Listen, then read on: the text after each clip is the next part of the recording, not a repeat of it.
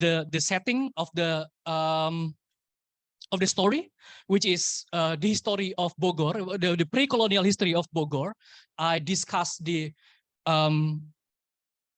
Sundanese landscape and the Sundanese the Sundanese connection with their environments. And the second chapter is called Garden Vision. And then the third chapter is about the vertical movement. If you are familiar, there's a botanic garden in the slope of Mount Gde, Cibodas Botanic Garden. I'm talking about the vertical expansion of colonialism to the higher altitudes in Dutch East Indies. The fourth chapter is called Sowing Seeds, which is the spread of plants throughout the East Indies and impacted in the expansion of plantation economy from Java to the outer islands. And then colonial symbiosis, talking about actually laboratory movement. I will focus in this chapter. And the last chapter, the conserving colony, is about the rise of ecological anxiety and how the colonial botanists try to manage and to sustain their colonialism by promoting nature protection movement. So for you who like to travel to Bogor, you might be familiar with these buildings.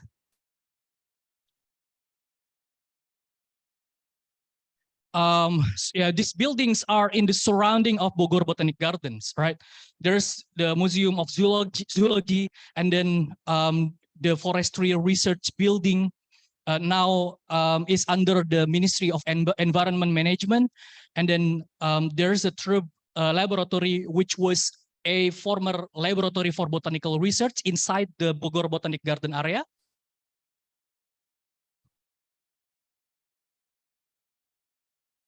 And then this is Biblioteca Bogoriensis, which is a very old library. Used to be a library of owned by Bogor Botanic Garden, now under the management of Ministry of Agriculture. And then there's a Museum of Soil and Agriculture, and it was created in 1905. And then there's a very, I'm sorry to say this, but lame Museum of Natural History, which is a very important museum, but doesn't look like that, we try to make this museum as important as it has to be. And this is the 29, this is the map from 1950, and this is the map of Bogor with 29 institutions. And as you can see, all these institutions are related with the science of environment, both pure and applied.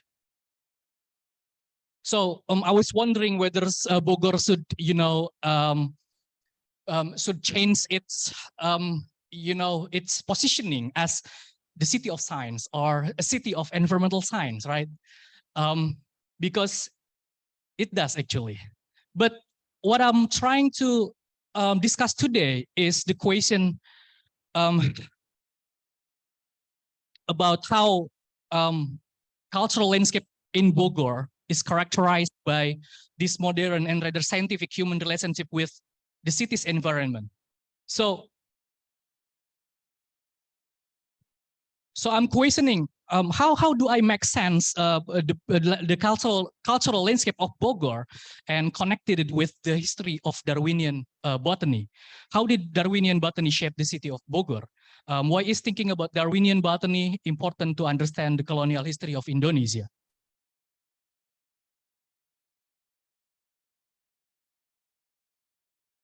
So when thinking about Darwinian botany, we usually thinking about Alfred Russel Wallace, right? And we may think about and Wallace is Charles Darwin's intellectual partner who traveled in what European scientists called the Malay Archipelago to collect evidence for his theory about the evolution through natural selection. We also know Wallace as the inventor of the Wallace line, an imaginary line that spread the fauna of Malay Archipelago into two distinct evolutionary history: a western portion in which the animals and largely of Asian origin, and the eastern portion where the fauna reflect the Australasia origin. But Wallace was not the only topic that make Indonesia should be an important topic in the historiography of science, especially the historiography about natural history and later on biology. As my own research and other historians have investigated, that East Indies was an important node in the 19th century and early 20th century development of botany. And the Center for Scientific Exploration in the Dutch East Indies was the Botanic Gardens at Bogor, what we know today as Kebun Raya Bogor or Bogor Botanic Garden, right? But how could Buitenzorg Garden become an important site of botanical research in the globe?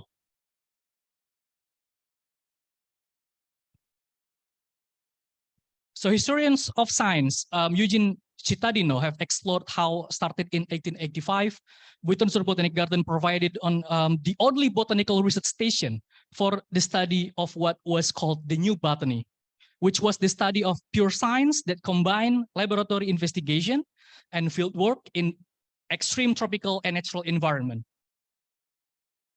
In 1885, Buitenzorg Garden established two botanical laboratories, one for Buitenzorg Garden scientists and the other one for the visiting researchers from all over the globe. So what made Buitenzorg Garden became appealing for international botanists? Because the garden provided the laboratories and provided access to tropical jungles, especially the jungles on the slope of Mount Gede and Pangrango. And we call the jungles now as the Taman Nasional Gede Pangrango. So Buitenzorg Garden promoted their institution as the destination for botanists who wish to further study the Darwinian theory, such as plant colonization, naturalization, and association between organism and their environment. So Bogor, the Botanic Garden, and the environment surrounding the garden used to be the international destination for Darwinian botany research. And historian of science Robert Jan Wille have argued that Darwinian science actually directly involved it with colonial affairs. Wille explored scientific practices of Dr. Melchior Trub, who started his tenure as the director of Buitenzorg Garden in 1880, and who developed Darwinian research agenda in the East Indies. Trub was an expert of plant embryology. For example, he investigated how new plants colonized the deserted landscape of Krakatau after its explosion in 1883. Wille explored how, under the directorship of Trub, Buitenzorg Garden emerged into an important site for the study of laboratory biology, while became vital in imperial politics, especially agricultural intervention and developmental agenda. So Robert Jan Wille argues that Trub's political lobby was structured by his Darwinian thinking, especially the idea of mutualism.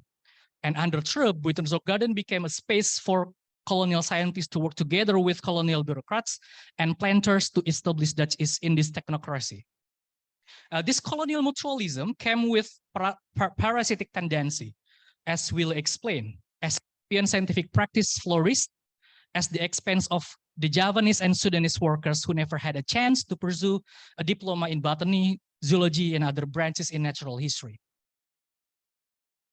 So in framing my chapter, I'm playing with this term, naturalization, association, and parasite. And my paper tries to adopt Robert Jan Wille's approach, which is to analyze what I call the ideology basis of colonial expansion in the late 19th century. I agree with Wille that Darwinian botany played such an essential role, not only as the science that served imperial economic expansion, but also provided an ideological resource for colonial governmental expansion and developmentalist agenda. So in this presentation, I will focus on discussing how three concepts in Darwinian botany, and that this concept actually was used by scientists at Buitenzorg Garden in the late 19th century. And the terms is naturalization, association, and parasite. And my paper shows empire building was the introduction of an invasive foreign power and the process of naturalization of the foreign and invasive power in the land in the land of the host. The process of naturalization, including the formation of association between elite scientists, government, and capitalists to form colonial, technocratic, and developmental programs to govern the nature and people of the East Indies. And colonialism was a parasite that sucked the host nutrients, both in the form of native expertise, labor, and the nutrients in the soils and other elements of nature.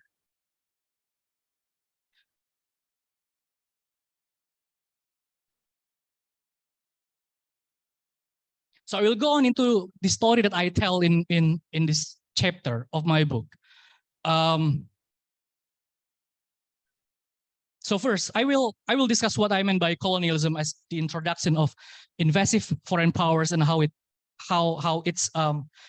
is also a process of naturalization of foreign powers in the land of the host.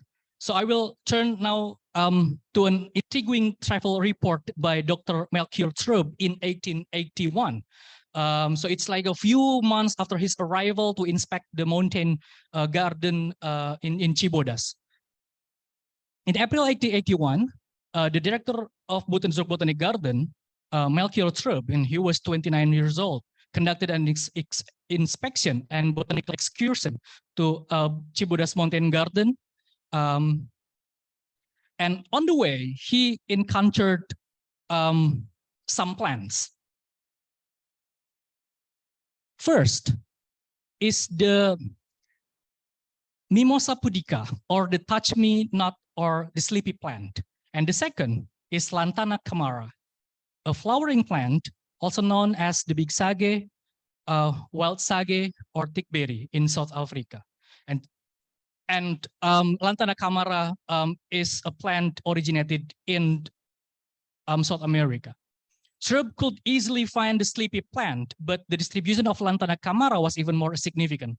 Lantana had a successful career as an invasive alien species in the East Indies. So it was called an annoying foreigner. According to Trub, it was one of the most common shrubs, maybe the most common with a dozen and maybe more local names. So Lantana, the history of the introduction of Lantana. Lantana arrived in Buitenzorg Garden in the early 1850s, along with the waves of Latin and Central America plants, such as cinchona. And Europeans ordered Lantana from Buitenzorg Gardens for a part of the hedges in their gardens in colonial towns like Batavia, Cirebon, and Surabaya. And the Javanese loved Lantana and planted it in their home gardens. Besides bringing colorful look to their humble houses, Lantana was useful as the Javanese use it as the branches for firewoods. But Lantana's fruits look like chicken poops, right? In Malay, it was also known as tai ayam, also chicken poop. Tai ayam could spread naturally, helped by various natural agents like starlings and civets, but its expansion largely helped by Dutch colonialism. Colonial tea planters brought tai ayam from Buitenzorg at 260 meter altitude to their tea plantations in Prienger at around 2,500 meter above sea level. Tai ayam, Lantana, was favorite plants for live fans as they grew vast and gave colors to the misty green look of tea plantations. In 30 years, As witnessed by Trub, lantana not only became naturalized, but dominated. In 30 years, it dominated the wild in Java and Bali, 4 times the size of the Netherlands. Trub stated, "I have never seen such a great dominion of a wild plant." So lantana, originally introduced by the Dutch as a hedge in their gardens, now, as Trub explains, it became an expansive pest. So Trub analysis of lantana's expansive behavior was an example of a Darwinian kind of analysis. He was not interested in, as a botanist, he was not interested in collecting new specimens and identifying their taxonomic names. Rather, he concerned with the plant's relationships with its environment. But besides lantana, there are many more plants that had been introduced to the Dutch East Indies by various agents, and Buitenzorg Botanic Garden itself had introduced 50 economically profitable crops, such as various of European fruits and vegetables, cassava, tea, oil palm, rubber, and cinchona. The plants were introduced first at Buitenzorg Garden, and then the garden staff will circulate them free of charge to planters. This was one of Buitenzorg Garden's role in the expansion of plantation frontiers in the East Indies, including to Sumatra, Borneo, and other islands. So by 1880, places in the Dutch East Indies was connected globally through plants, right? Java and Sumatra became the islands to grow plants originated from Africa, such as coffee, and South America, such as cinchona. And global connection of plants was also meant global connection of plant disease. Starting in the middle of 1882, Trub had received reports of abnormal phenomena on the government sugarcane plantation throughout Cirebon, my hometown Cirebon. In 1883, symptoms appeared on Central Java sugarcane plantations, such as in Tegal and Kendal. Sugarcane leaves grew smaller and narrower, and they folded. Their bark also grew much smaller to the point of resembling lemongrass, and thus the disease was called sereh, the word for lemongrass.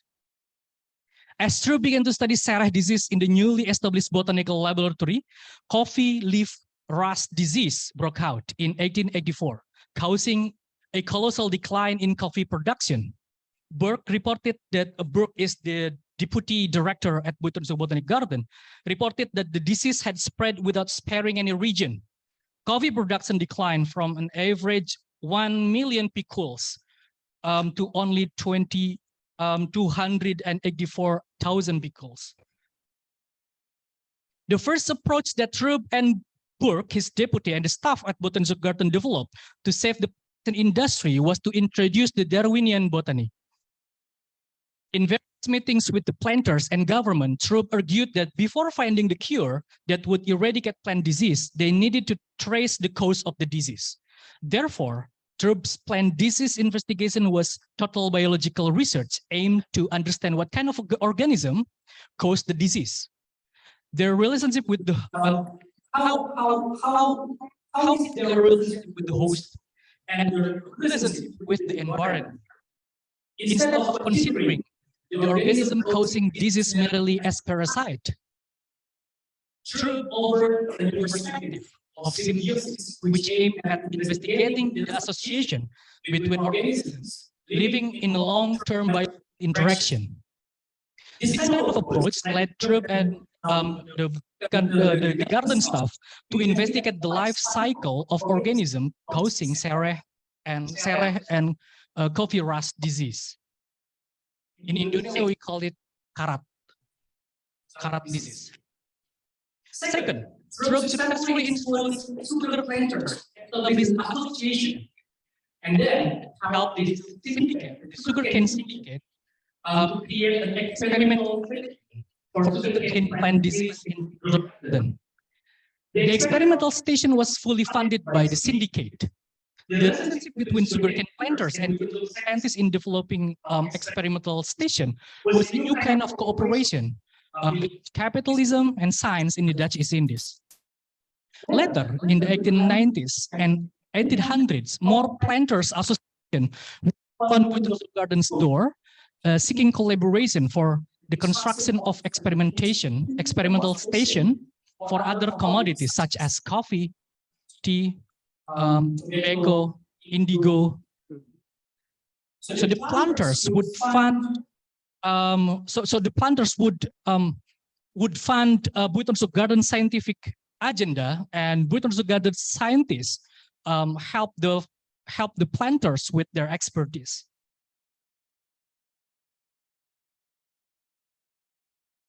In Buitenzorg Garden, Trub found a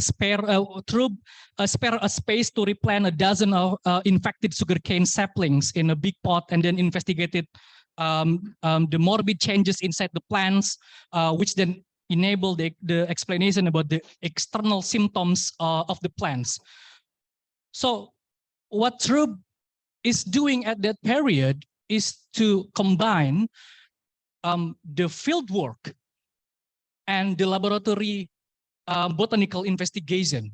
And this scientific practice is the first in the tropical worlds. There's no other kind of institution that can provide such a facility that provide a laboratory research in combination with field work in the tropical in the tropical settings.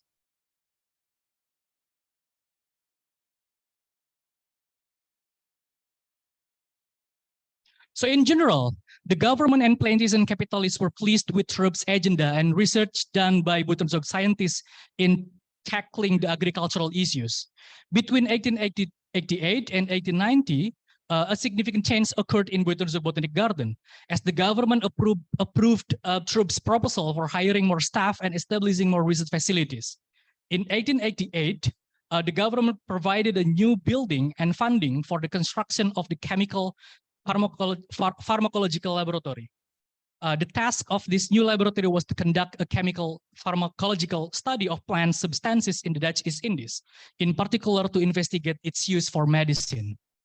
In particular, in 1890, the government approved Trub's proposal for hiring 2 more scientists who were responsible for conducting biological investigation of colonial crops and plant disease, who became and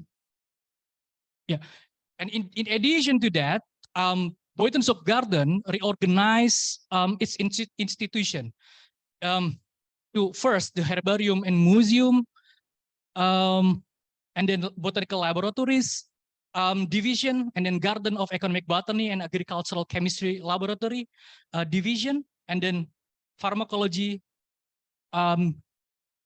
Research Laboratory division, and then the Mountain Garden division.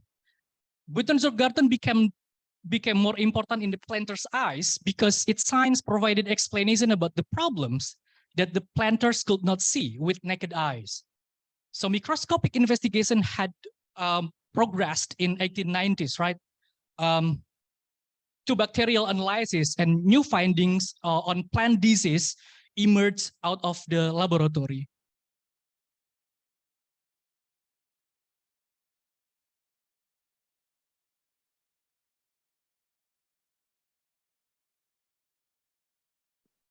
So in the years around 1900, Trubs offer advice to various planters to develop a mutual relationship with Buitenzorg by co-founding experimental stations.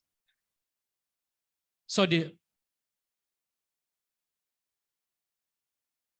as once explained by Koningsberg, agricultural zoologist at Buitenzorg Garden, the detection of a rational method of combating species of animals who became pathogens, for which knowledge about their life cycle is still mysterious, who would be a long stay at the location.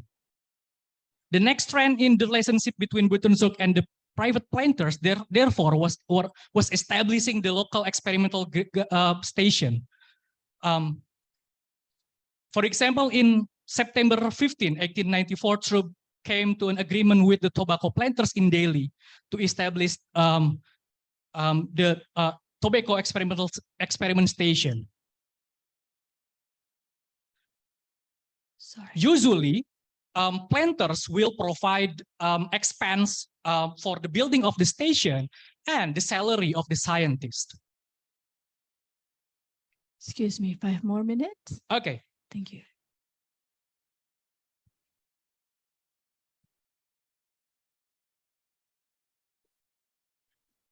So this is the impact of the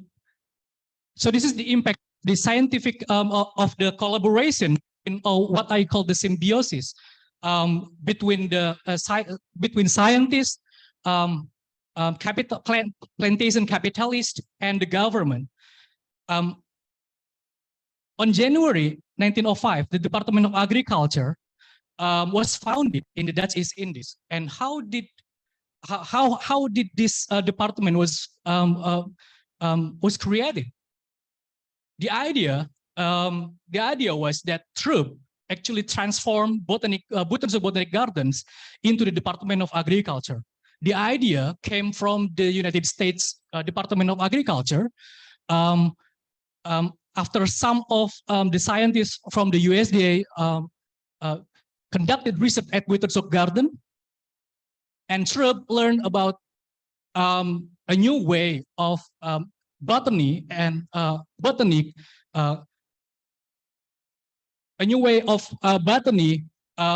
to contribute to colonial economy.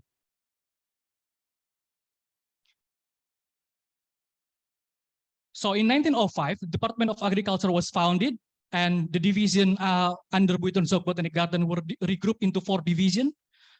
First, botanical observation and research and their application, and then zoological observation and research and their application, and then chemical observation and research and its application, and so on and so on.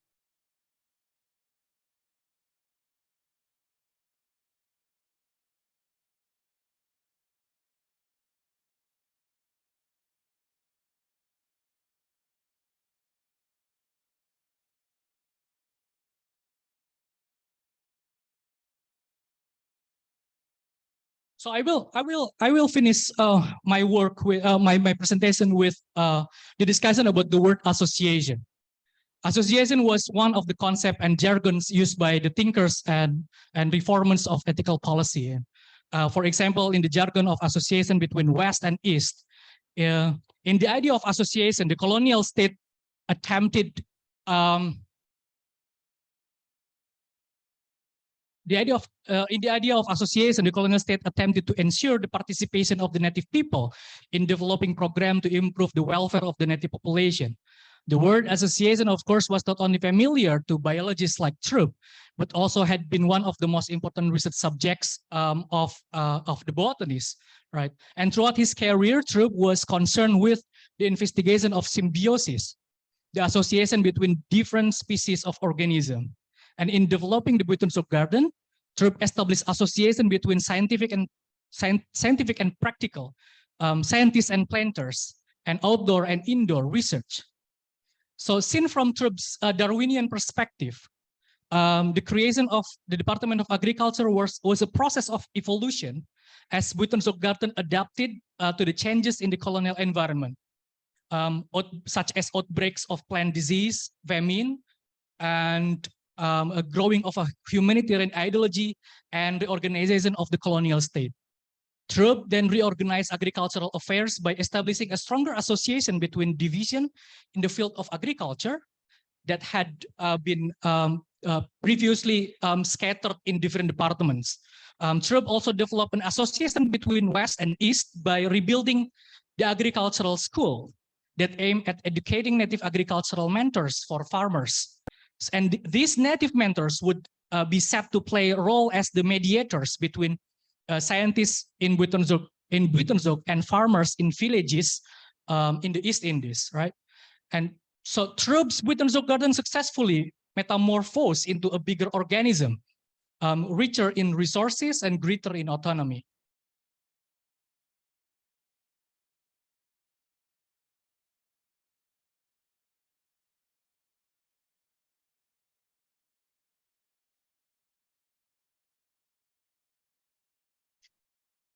But as you can see in this photo, the association between East and West had been primarily between the elites. As you can see in the picture on the left, that is the picture about the Sundanese in the Buitenzorg Botanic Gardens, and they are naked, right? The problem with the colonial symbiosis is that association is very elitist. There are 200 native workers at Buitenzorg Botanic Gardens, and they didn't have any scientific titles. They didn't have the chance to pursue a diploma in botany and other branches, other branches in natural science, and that is what I called a wrong association. Thank you very much for listening to my presentation. Thank you. Please join us to thank Dr. Luthfi for his excellent presentation. I know that you have more slides than this, but I think we have to keep up with the time. So 30 minutes. Thank you. Please join us here. Thank you. All right. Now it's the most exciting part after presentation. Do you have any questions to begin with? If not, I have some questions, but I'm not going to use my power. So yeah, anyone? Questions?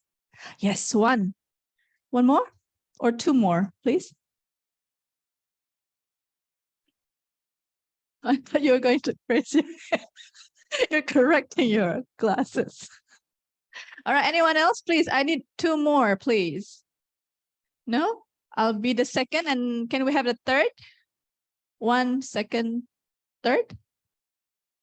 No? Okay, we'll start with the first one. Thank you.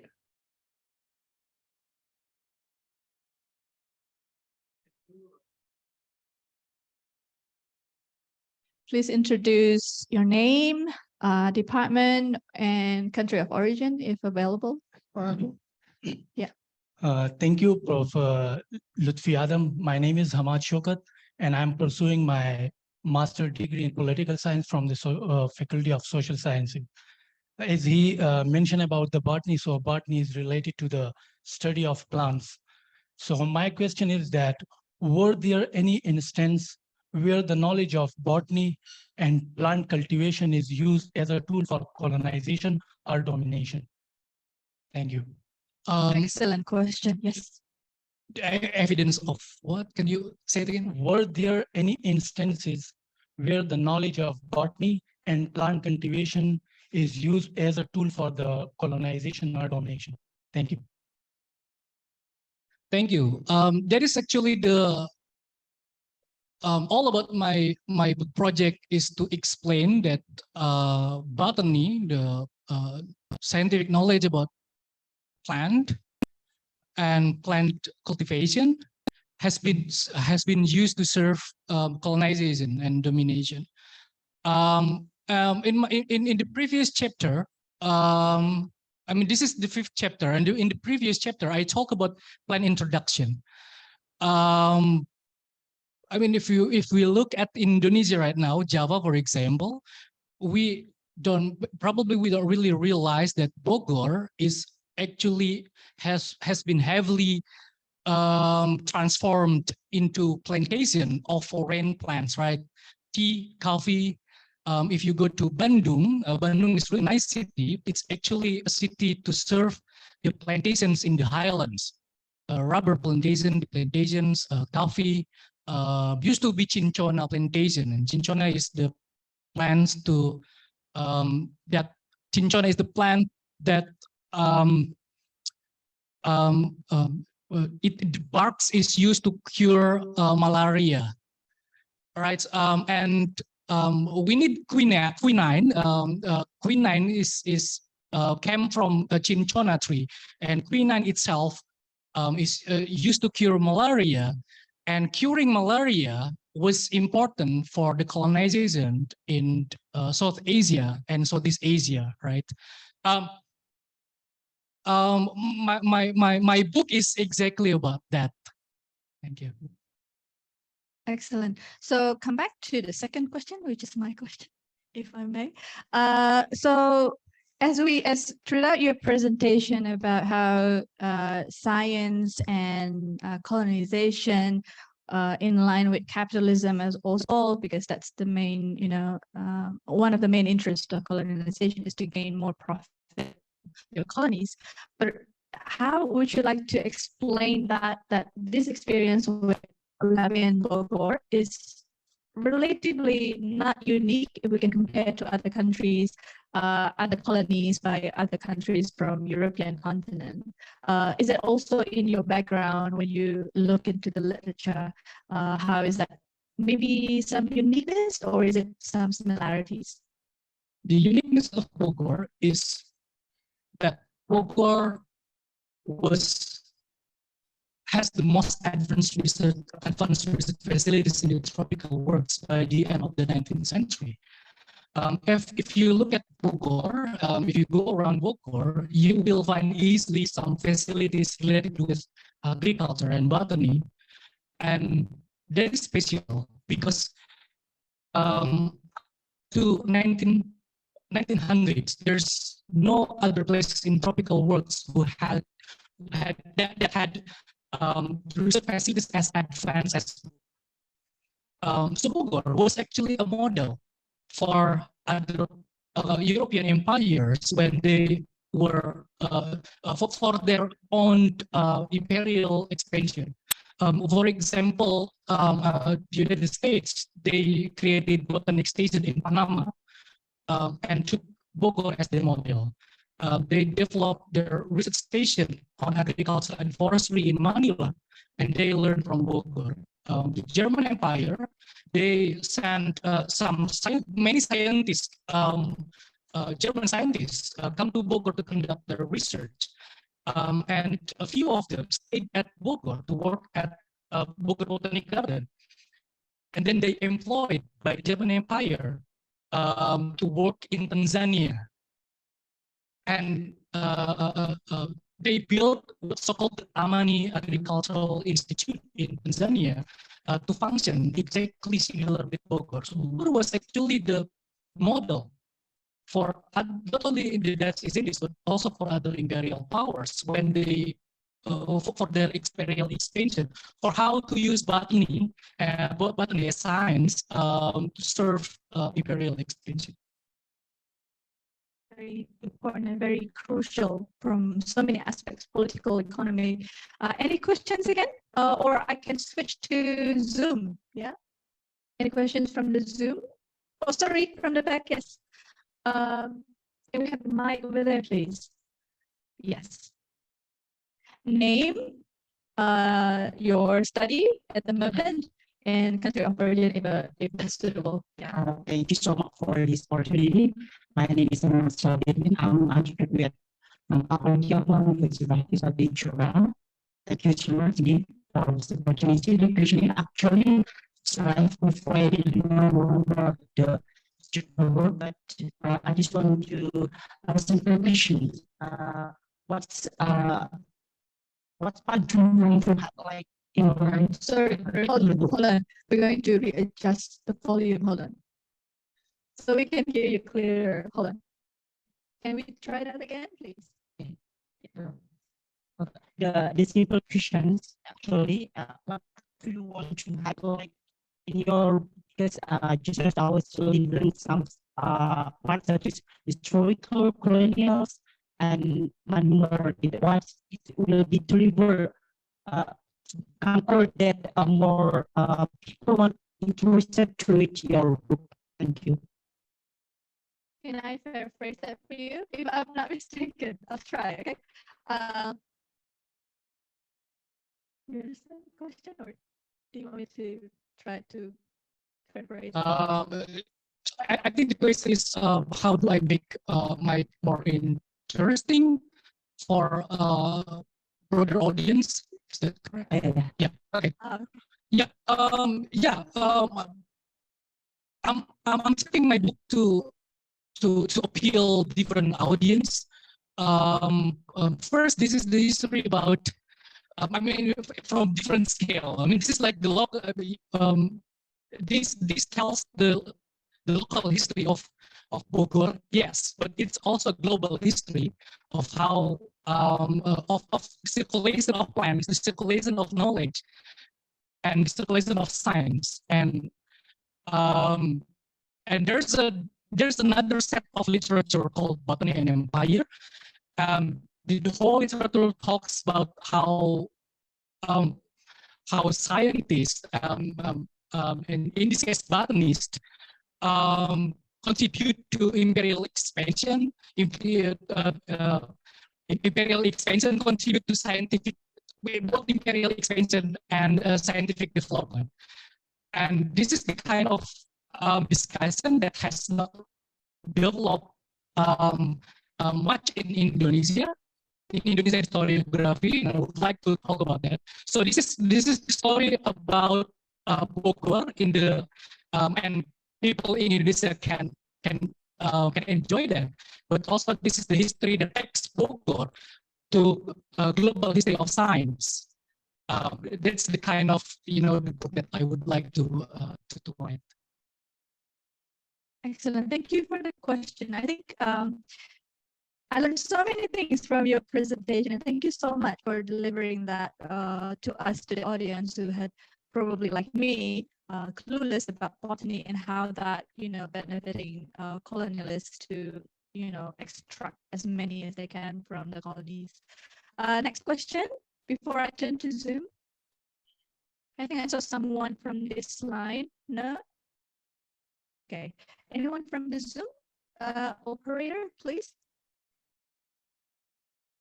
I don't know where the operator is. I've been told not to be too tense or too strict because we're all friends here, as Pak Gde said. Any questions? First row? First row, please. Yes. Can we have the mic, please? Thank you.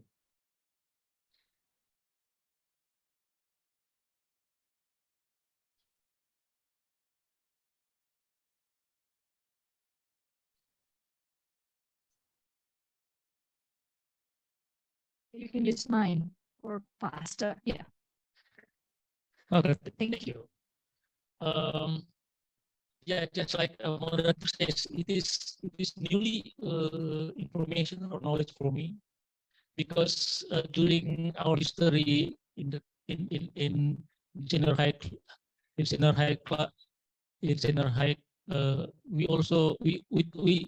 we said that we are told that the influence of the colonialism is by force, by trading, not by building a botanical garden, something like that. And it is curious for me that whether during the time, I think the VOC is ruling our Nusantara, right? And the government is in the background. And after VOC is collapsed, and then governments take over. So my question is, how many the government invests into this kind of imperial building, and how the roles of the private sector in this enterprise?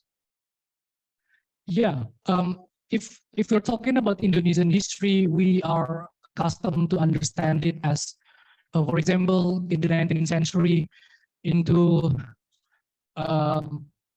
two important periodization.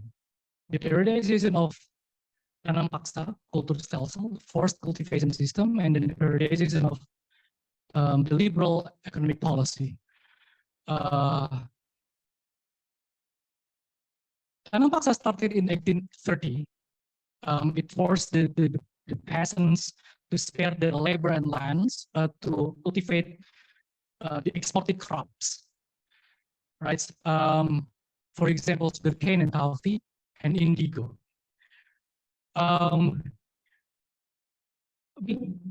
In my case, for example, in the years of tanam paksa, we haven't really heard actually that the government tried to introduce more plants, and that's how botanic gardens played a role.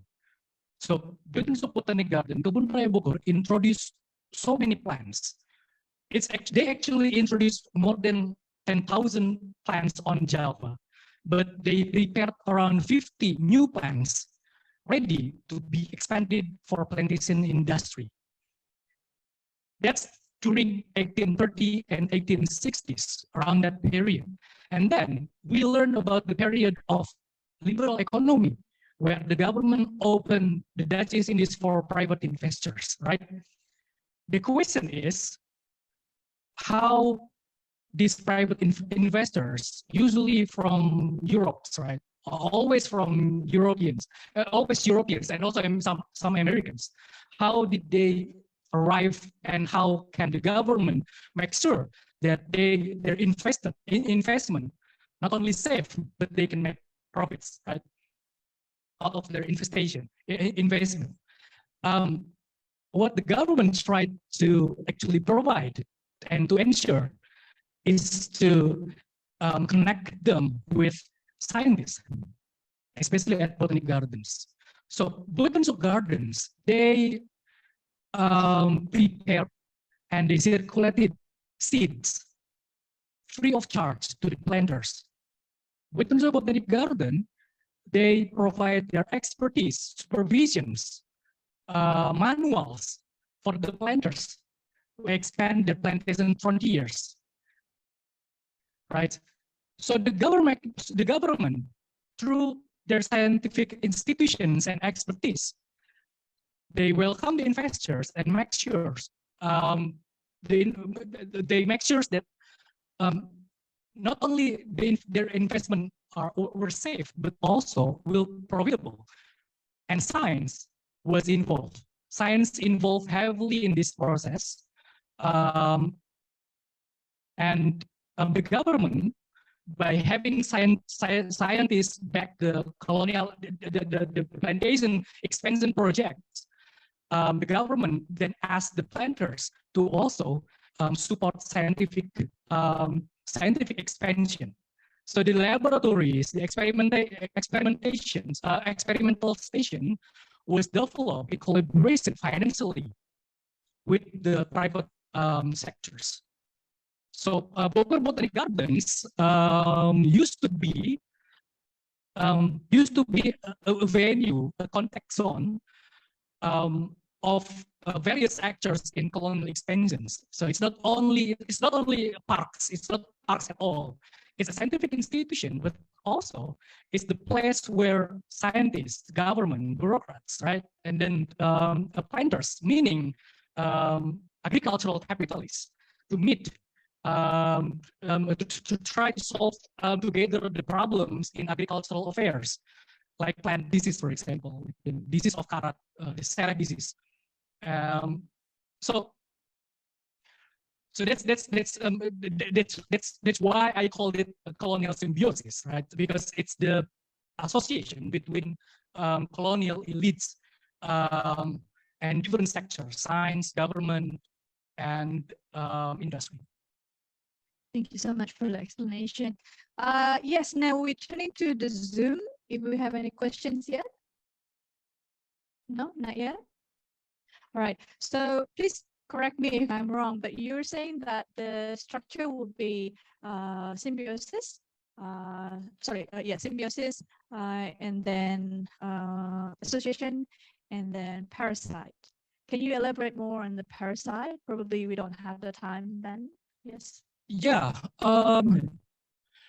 Well, actually, I watched the movie Parasite. When I read my archives and I found the case about parasite. I mean, the word parasite itself was used by the planters and the scientists. So I don't take the term and then try to use the term to frame the story, but I actually encountered the story about parasite and how terrible it was in that period. How terrible the agricultural, the plantation situation at the time, as new parasite arrived in the East Indies, right? But in combating the parasite, the planters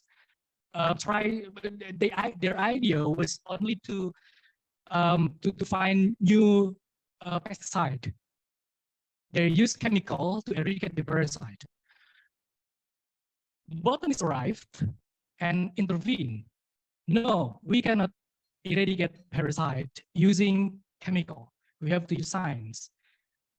What kind of science? This is the science about the symbiosis. The science about symbiosis, the science about association between organisms with their environments. And then I use this kind of terms actually to help you to also think about what is colonialism, right? What is colonialism? So this is something that I'm experimenting right now. Yes, these botanists, they use the term parasite, they use the term symbiosis to discuss their agricultural affairs. But I also use those terms to investigate colonialism, to investigate them. I mean, they were discussing about parasite, but they were also parasite. Colonialism was also parasite, and they were parasite who were fighting parasite. So I mean, I'm playing with those, you know, with those ideas, with those concepts that I found on the archive, and how do I use them as my own concept to investigate my subjects in my story. Yeah. Again, any questions from the floor? As I was a journal one time, right? So I can ask him 100 questions. But I'm not gonna do that. Please, any questions? Because some students are now probably trying to figure out their research, right? What method will be suitable for my research question? Then this is probably something that you can consider, like Historical method. historical. Probably that might work. Can you please elaborate more about the methods and how you deal with the research question and why you find that method is suitable for this research, and how can that inspire students? You will experience this and that because you've been there, right? Doing historical analysis, these are the limitations, these are the benefits. Well, historical methods is simple. Find archival documents. That's its the traditional method of history. Find archival documents, meaning you have to be familiar with archives. In Indonesia, I'm still going to the National Archive right now, try to find some more documents. You have to be familiar with the catalog of the archives. That's first. But doing this right now is, there's so many ways, new ways of doing history. My own craft, I think, has been influenced by cultural studies, which is I collect texts. I collect not only governmental documents, but I collect. I investigate scientific reports. I investigate newspapers, scientific journals. But I read this. I read these scientific reports with critical theory. That's I mean that's the kitchen. That's the kitchen, right?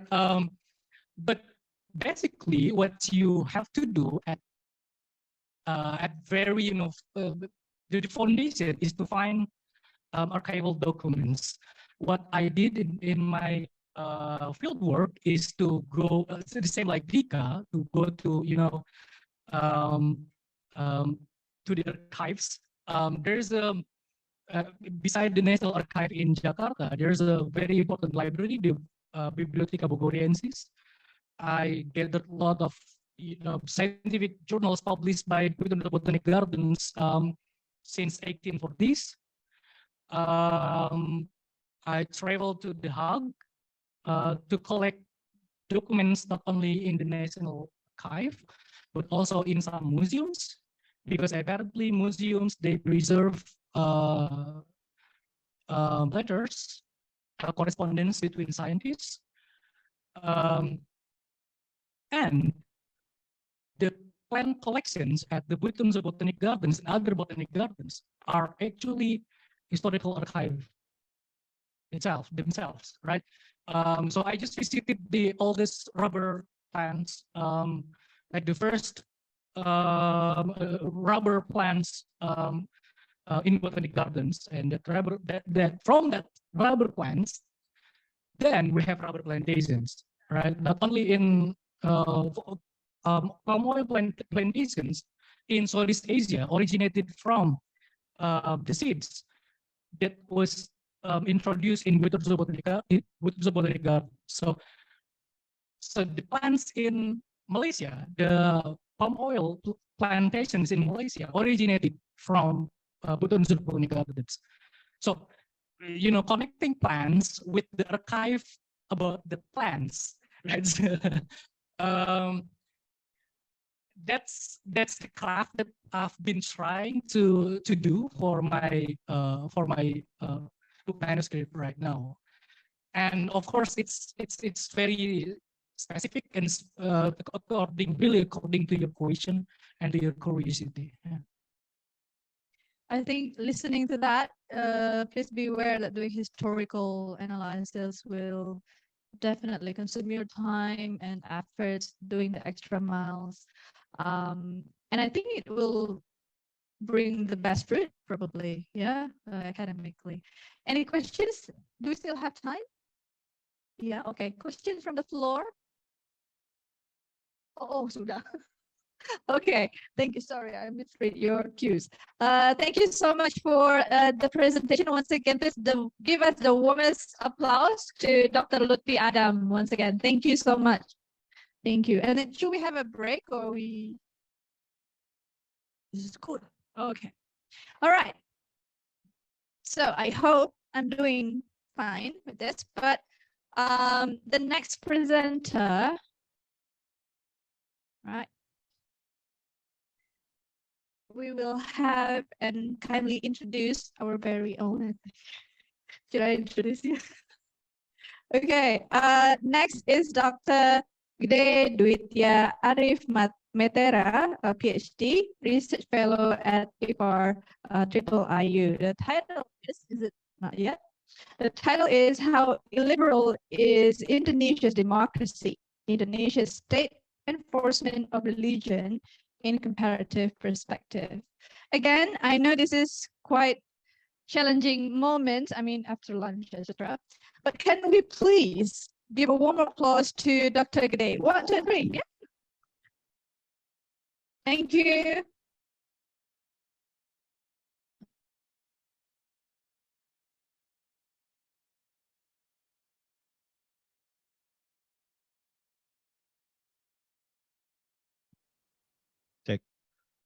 Thank you so much, everyone, for coming. I'd like to say a few words before I present my research. I'm very grateful to Compose at the UIII for funding my research project last year. And this is the output that I have published in our flagship journal, Muslim Politics Review. Today, I'd like to share a little bit the context of this research and in what ways it adds to the conversation currently ongoing. Yeah. Recent literatures in, sure. How about now? All right. So the recent conversation in the study of Indonesian politics looks at how Indonesian democracies is basically backsliding. What does it mean? It means the quality of Indonesian democracy is questionable at this point. But first, we have to understand two distinct concepts, what we call democratic modality, by which we mean whether in a polity we have meaningful competition and participation. That's what determines whether a country is democracy or not. And then we also need to talk about the degree of liberalism it has, which means how free actually you are when you live in the polity. And that's when we talk about democratic quality. In the last 10 years, a lot of Indonesian specialists has observed that the administration of the current government curtailed specific individual liberties, especially with regard to their opposition. Yeah, and scholars like Warburton and Power at Aspinall basically came to a consensus. Yeah, it's much worse these days. So what we have to admit right now is that Indonesia, despite still being a democracy categorically, but it is an illiberal one. Up to that point, nothing is new. Gde Hadis has made a similar observation by looking at how predatory interests at the local level capture democratic framework and exploit it to their own benefits. Yeah, Michael Buehler also has published a lot about local ordinances, has some religious undertone that basically curtails individual religious freedom. What is not yet being undertaken is a systematic assessment of how much illiberal is actually Indonesia's democracies. And also a comparative perspective. In comparison to other democracies, how illiberal is Indonesia? That's some sort of contribution I'd like to make to the conversation with this research. I happen to study religion enforcement for my dissertation project. Yeah, religion enforcement I conceive of as the involvement of the state in enforcing religion by passing religious legislations, and it is some sort of it has an impact basically of decreasing religious freedom. But we have to make a distinction first. Usually people talk about religious freedom as freedom of religion, which means you are free to practice your religion without any hindrances, without any limitation from others. Yeah, that's freedom of religion. But what I mainly look at is freedom from religion, which means how much is actually your religiosity is dictated by third parties. Yeah, because you are compelled to do so by the state, because you are forced by the religious organization, and that's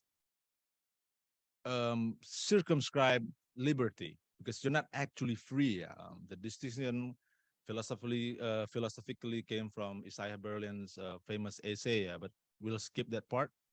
Basically, I look at how much the state actually curtail religious liberty by passing a lot of religious legislations. Yeah, and in what ways this will add to our conversation about the degree of liberalism Indonesia has.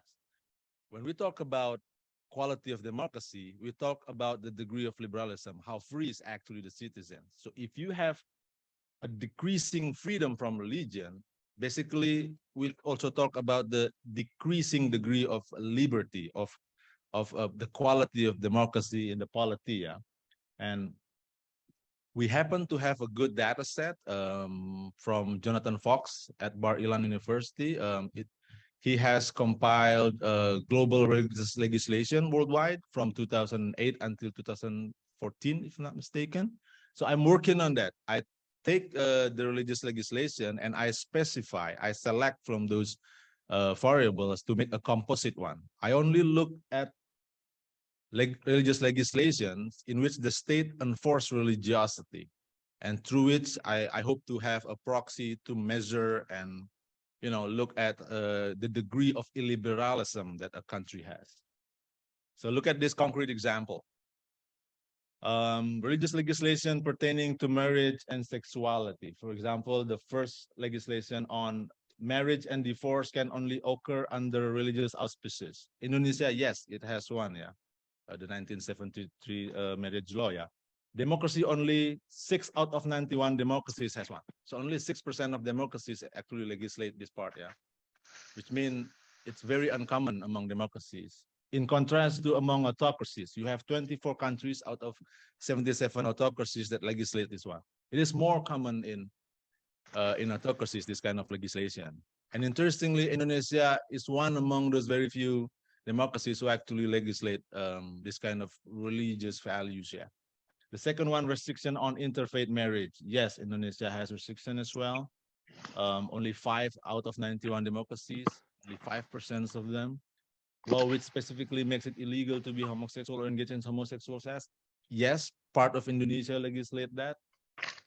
Interestingly, 23.1% of democracies has that one as well, and so on and so on. I put together 26, sorry, I think it's 29 of all of these variables to make a composite one. So countries can score from 0 to 29, measuring how many religious legislation that they actually pass, yeah, and it corresponds to the degree of illiberality that a polity has. That's the basic mindset that I have when I try to think of and conceive of illiberality. Yeah, I think this is a contribution because usually people measure illiberality using the FIDEM index. Yeah, it's a composite of a lot of things put together. I'm trying to be much more specific here from the religious sides of things. So here's the summary statistics after I look at 168 countries in the data set. We'll see globally, the median score is 2, like half of the countries pass less than 2 religious legislation. So religious legislation is very uncommon globally, and much more uncommon among democracies as well, yeah. The median is 2, half of the countries pass less than 2, but the mean is 2.46, which means there are outliers that skew the distribution, yeah. There are countries who score very high among democracies, yeah. And those countries, if you look at the maximum score, there is one country who actually scored 22. It has 22 religious legislations. Guess which country it is? Indonesia. Among autocracies, the median is 3. Half of the countries, again, score below 3, but the mean is 651, which means there are countries with high scores that skew the distribution to the right. These countries among autocracies are basically religious autocracies. We can mention them, but it's not necessarily. Yeah. So what I'm trying to say is that globally, religious legislation is very uncommon. Among democracies, it's much more uncommon. However, there are a handful of countries who skew the distribution to the right because they have high scores. This is the outliers. Democracies with very high involvement of the state in religion enforcement. Yeah. Some scholars in the religious democracy literature try to portray a positive picture of this religious democracy. Yeah. Religious democracy can work, but I would argue it doesn't necessarily work to our own ideals of liberty. Yeah. And it's much more visually clear if we put them into a box plot. The democracy, the box plot is much thinner, yeah, which means the spread is narrower. A lot of countries score less than 5. In autocracies, the box plot is fatter, yeah, which means the dispersion of scores is all over the place. A lot of countries score between maybe it's 2 to 10, yeah, and up to the 3rd percentile. Yeah, it means 75% of countries has high scores, yeah. And look at Indonesia. The x-axis is the polyarchy index. Usually democracy scores above 0.5, yeah, 0.5, which means the blue countries are democracies, nominally democracies. We are talking about electoral democracies. And then religion enforcement index. Indonesia is in the position of top right, yeah, which means it is really performing as a democracy, but at the same time has religion enforcement score that's high. Indonesia is basically alone. Yeah, that's how illiberal we are. That's the key finding in my research, yeah, and it's worth pondering upon for further reflection, yeah. Democracy do not usually enforce religion. Indonesia stand out among democracies as the democracy that highly enforce religion. And if we go back to our basic setup, basic understanding that religion enforcement is inversely proportional to the quality of democracy, which means the more religion enforcement you have, the quality of democracy is decreasing. Indonesia is quite unusually illiberal as a democracy, speaking from the point of view of religion enforcement alone. I think that's the contribution I make in this paper. Everyone can read it at the Muslim Politics Review, our flagship journal in the department. I think that's the end of my presentation. I'm looking forward for Q&A. So,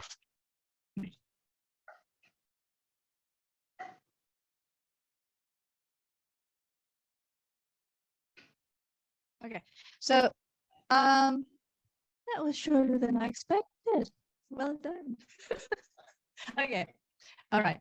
So questions. Yes, one. I can see one there. Next. Yay. Second. Third. Yes. There you go.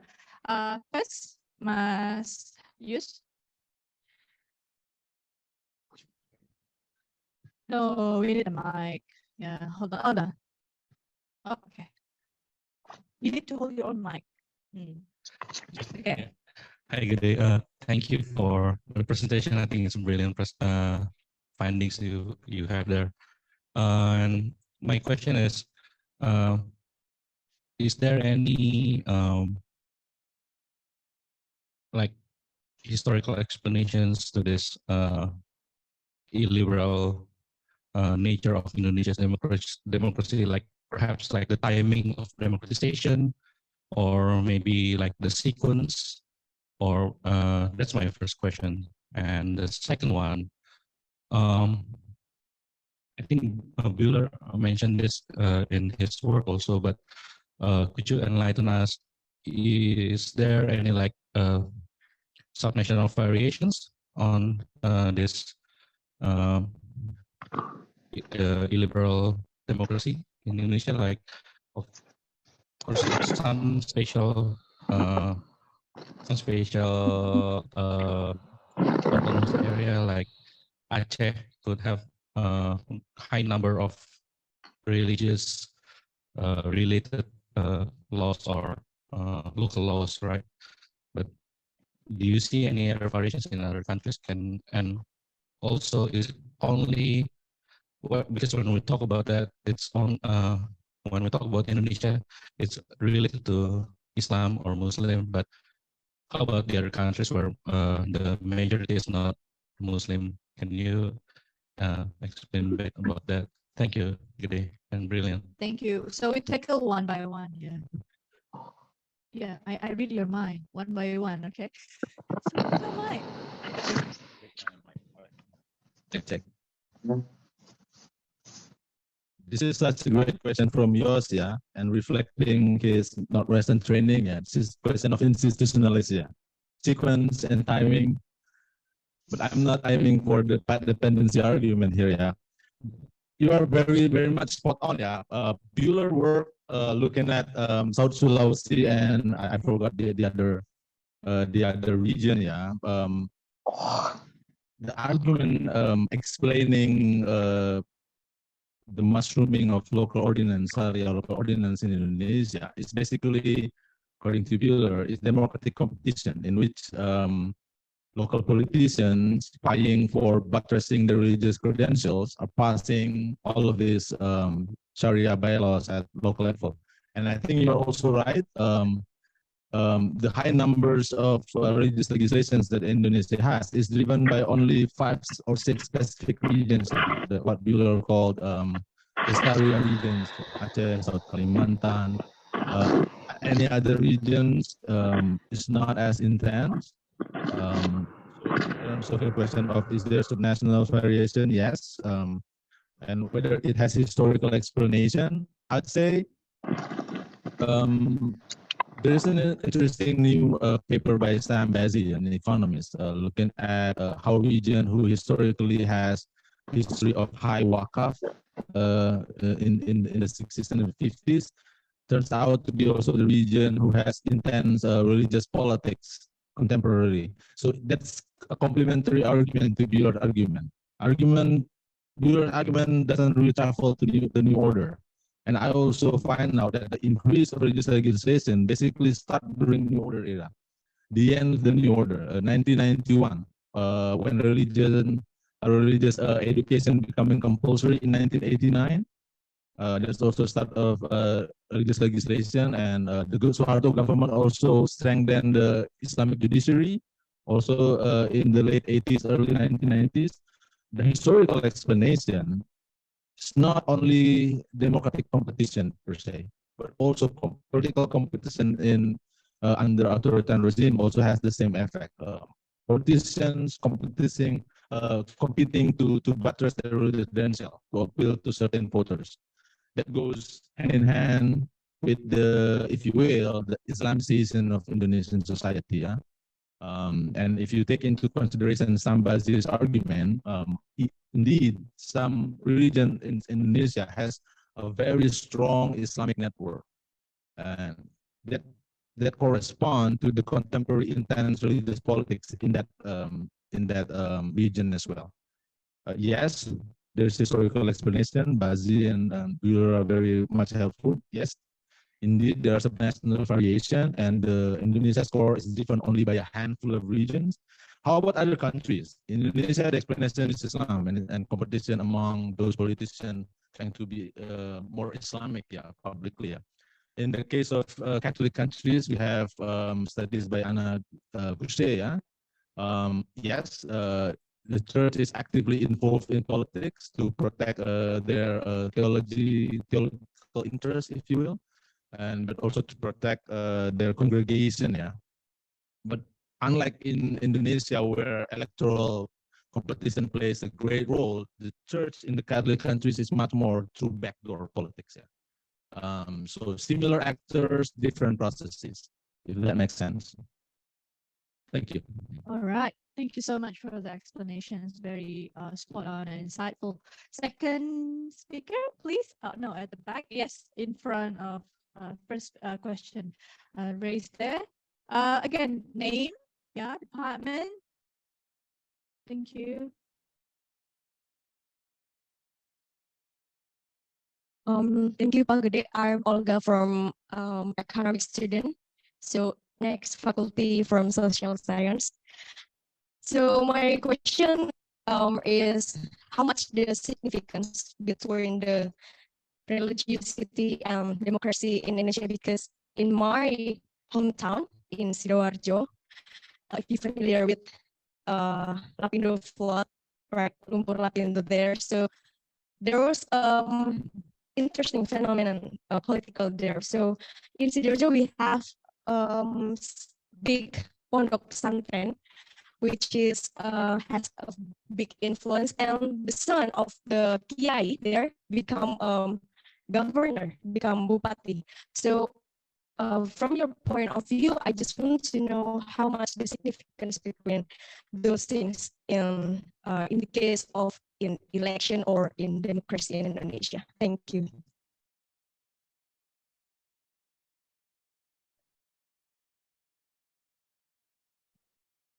Thanks, Olga. Great question. If I understand your question correctly, whether the entanglement of religion and politics is highly salient in Indonesia, the answer is yes. It's an industry that produces a lot of PhDs. Yeah, I'm just the latest round of PhD working on that topic. Thank you. Simple, straightforward. It's a big yes. Okay. I'm sorry. I'm gonna go next to next lady with maroon scarf. Thank you. We'll open the next batch. Yeah. Okay. Name and department, please. My name is Sonia. I'm from social science department.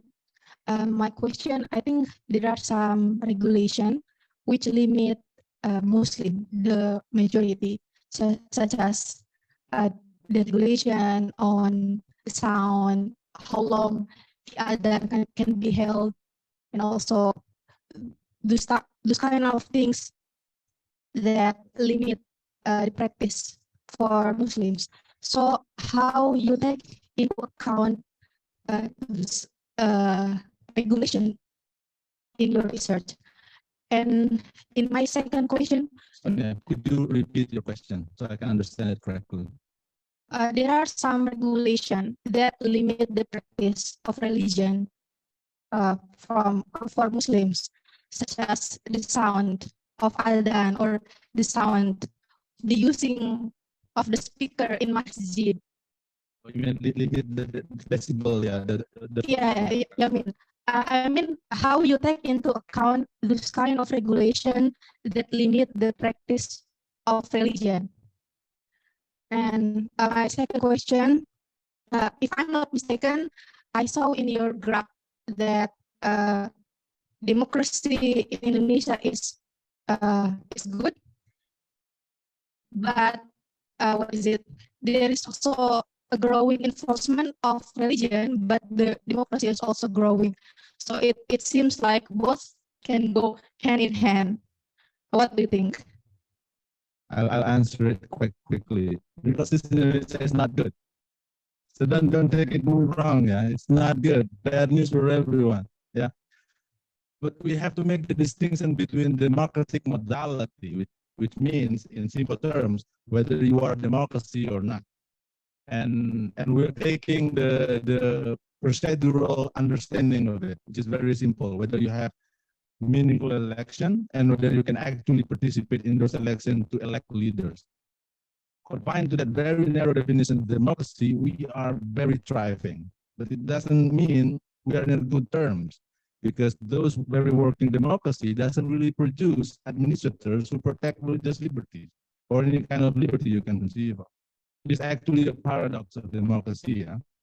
My boss here used to tell me, what if the majority hates? Which is not always good news for democracy, right, Jeff? So it's not good. We're still democracy. We're not good democracy, however, unfortunately. Your first question about legislation which limits religious practices is also a bad thing. Remember when I said freedom from religion and freedom of religion? That one will circumscribe your freedom of religion. Like, you're supposed to be free to practice your religiosity without any pressure or without any limitation from the government, save that your religious practice doesn't harm others. Yeah.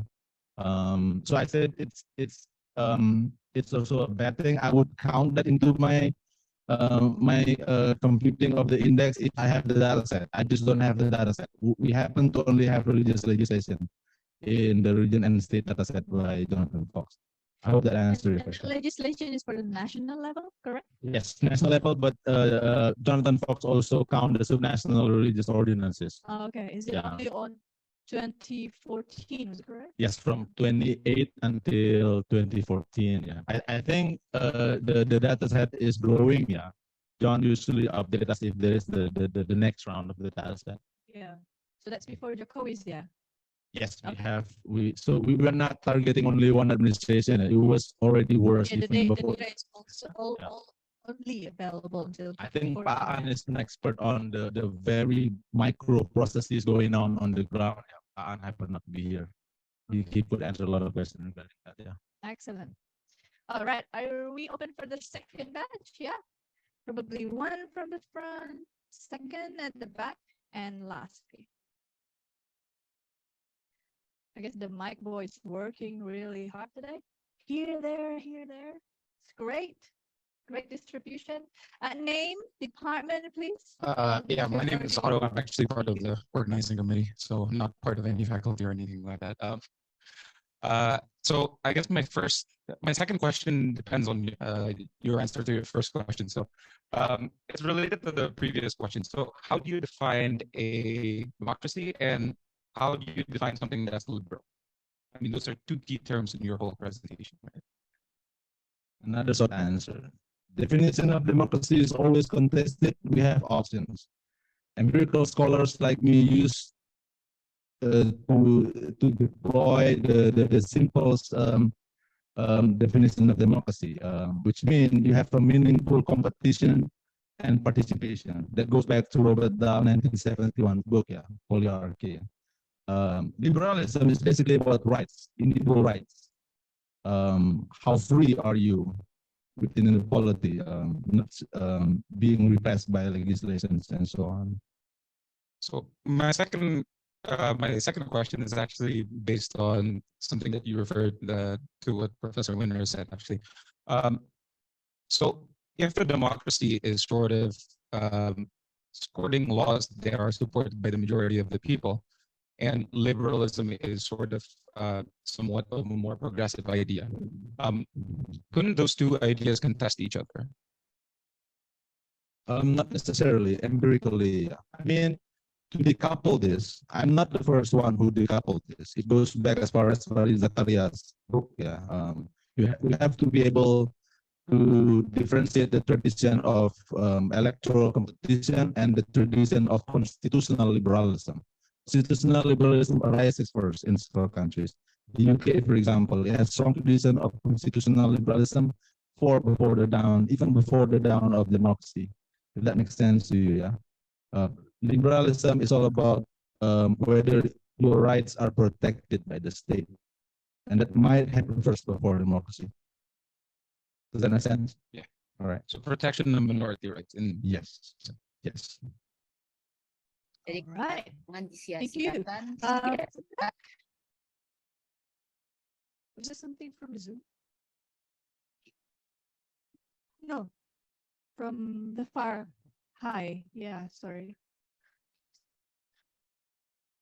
Yes. Thank you.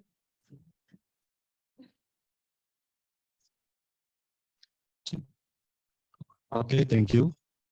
Let me introduce myself. My name is Gulum Algifari. I'm from Mr. Student Political Science, Faculty of Social Science, IU. And my question is about your table Pak Gde in table 1.2 about religion legislation.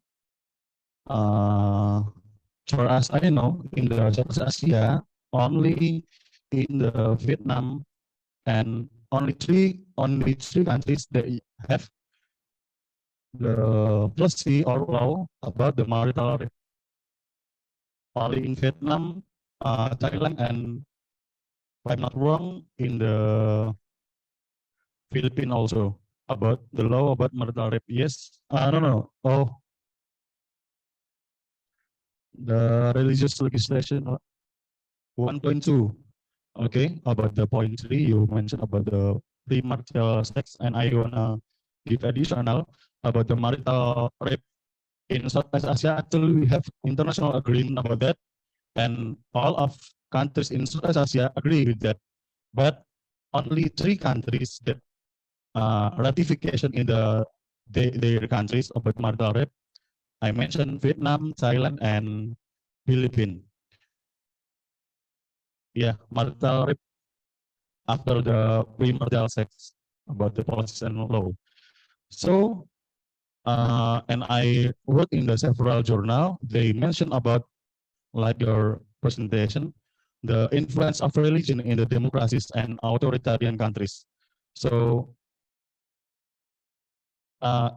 if there is the hypothesis about the religion really influence the policy and law in the country, more democracy country, more limited to explore the several human rights.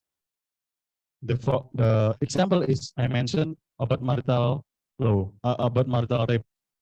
So what do you think, Pak Gde, if I ask about this case? Thank you. That's an interesting question. Unfortunately, in my paper, I'm not making any causal argument. Yeah, it's a very poorly descriptive statistic. Here's the democracies. Here's the number of religious legislations they have. And if you want to delve deeper into the causal connection between them, between democracies and religious legislation and how that come about, you're very welcome. I'm not making any causal argument here. I don't even know if democracies causes more religious legislation or so. Despite there is correlation, if you run regression here, you will see some positive coefficient. Yeah. But I think you're open to investigate that. Does democracy really drive this religious legislation, or what would you should conceive of as state-religion relations regime? Yeah, Professor Ahmed Kuru, who teaches here, is an expert on that. You can work with him if you want. Thank you. Thank you. All right. Yes, the mic is there for you. Yeah. Thank you. Okay, thank you very much. Aldi is my name. I'm political science student focusing on comparative politics. So yes, it's such an intriguing variable that you're using restriction on interfaith marriage and law which specifically makes it illegal to be homosexual or engage in homosexual sex. So I would like to respond to some variables here, like in restrictions. In the first question is restriction on the interfaith marriage. I know that we adopt like some classic law in marriage, but at the same times, well, the state also accommodate who are doing interfaith marriage by enrolling their marriage status on what civil registry residence, right, or bill. So how would you consider these situations, or would you consider these situations still specified by liberal nature in democracy? And then the second one is about law which basically makes it illegal to be homosexual or engage in homosexual sex. As far as I know, it's only happened in Aceh region, right? Not in Indonesia as whole, as general. Like we do not criminalize homosexuality. But at the same times, Aceh has critical junctures in history, like difference, like the national government grant huge like autonomy, right? Autonomy to enforce religious restrictions to the ulama, because at the time ulama has power to counter or to balance separatist movement who want to spread from Indonesia. So do you think this is not a benevolent policies conduct by government, or how you respond to it? Thank you. Thank you, Aldi. I think you're absolutely right. As I have just mentioned to yours, yeah, the Indonesia score at the national level is driven by only certain regions. And you're right, the restriction on homosexuality is found in Aceh, yeah, the Kanun, I forgot, Jinayat, I forgot. I wrote that in my paper, yeah. The second part of my paper is actually talking about discussing this in much more deeper level, yeah, about the unevenness of the subnational democratic quality of Indonesia, yeah. You might experience full experience of democracy in certain localities, for example, SPBB, but not in yes. But regardless, I'm not questioning the legality. It's legal, like you said. Aceh has been bestowed the rights to pass this kind of legislation, but it has effects at national level. Yeah. Back in Northwestern, we have an expert on this kind of boundary control politics, yeah, at Gibson, yeah. Local dynamics affect national politics, yeah. You would be excited to read at work, yeah. But you're absolutely right, yeah. It's only driven by Aceh, yeah. But still, it has national effect, yeah. And this leads us to the next conversation, yeah. Studying countries using data set like this, it's very much bird's eye view. A lot of things being missed, yeah. You're absolutely right again. Actually, you can do interfaith marriages in Indonesia. There are tons of tricks up our sleeves, yeah.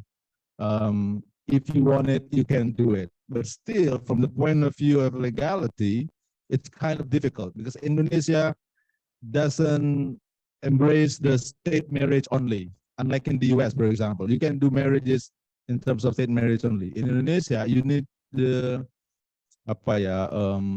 blessing, ada what do you call that? The involvement of religious leaders, yeah. Otherwise, even in the tanda tangan, yeah, you need somebody to tanda tangan, yeah, to sign, yeah, to officiate that you need religious leaders, which is a restriction. In the US, you can go get, formalize your marriage just by signing papers, yeah. No need to go to the church and so on, yeah. That's my answer to you. There is trade-off in studying political phenomenon purely based on just bird's eye view data set like this. You need to complement that with ethnographic observation, if that makes sense. Yep. So the short answer should be mixed methods, yeah? Okay. All right, next question from the floor, from Zoom as well. No? Anything that you have in mind about replicating or expanding from Pak Gde's research to your own research, probably to your own country's context, probably? That would be also interesting to, develop from there. As we are here, students at IIIU coming from many countries, probably you can also reflect that into your country specific, if you like. Any follow-up questions? Yes, from the back. One more? Just one? Just one more. One last. Okay. Can we please have it quick? Thank you. Okay, thank you so much. My name is Hamid Sabilin. And as we know that 1940 Constitution of the Republic of Indonesia had granted right to freedom of religion for Indonesian citizens.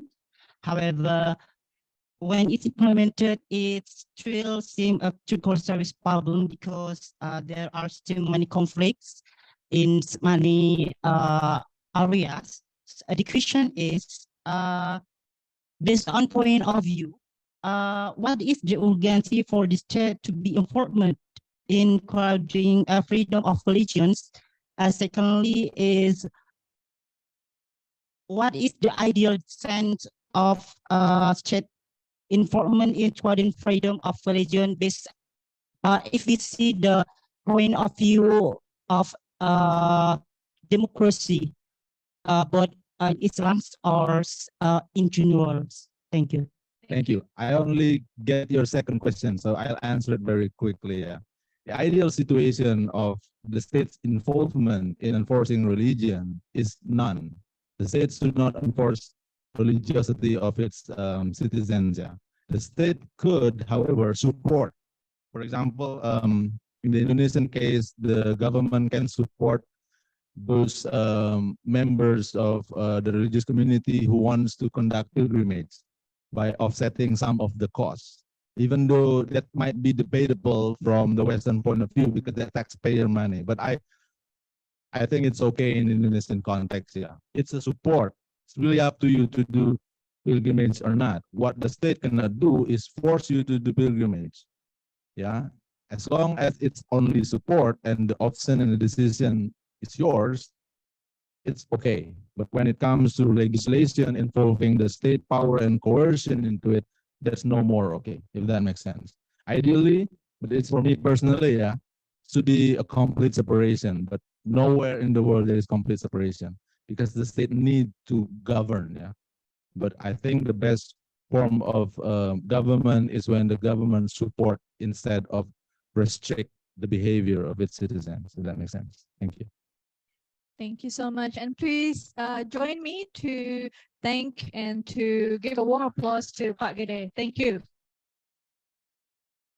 All right. Woo. I need to stand up too. All right. So are we ready for the third and the last one for today's session? Yeah. Let me. Okay. So the third speaker I would like to invite to the floor. Oh, sorry. Didn't tell me. Okay, so it's video session. Okay. Yep, sure. Okay. All right. So the third, also the last, would be Dr. Sabina Satriyani Puspita, who is the Associate Director, Monash Herb Faith Indonesian Engagement Center and Research Fellow at the Institute for Advanced Research at Monash University, Indonesia. The title of the presentation is By the Rivers of Babylon, doing doctoral research on gender politics in post-Reformasi Indonesia. Hey, I'm doing that too. Okay. Right, without further ado, let's watch the video. Are we ready? Yeah. Thank you. Hi, everyone.